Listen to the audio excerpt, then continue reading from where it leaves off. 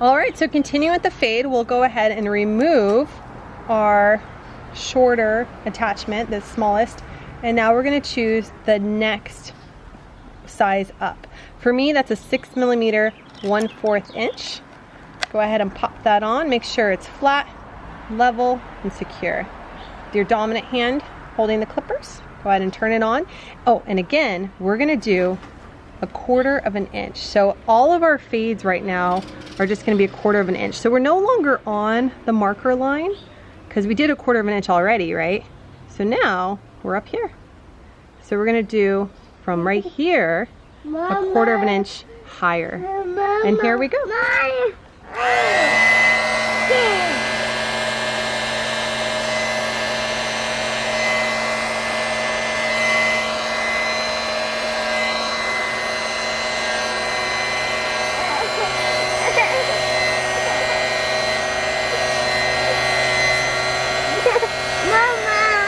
And again, you'll want to go over it one more time.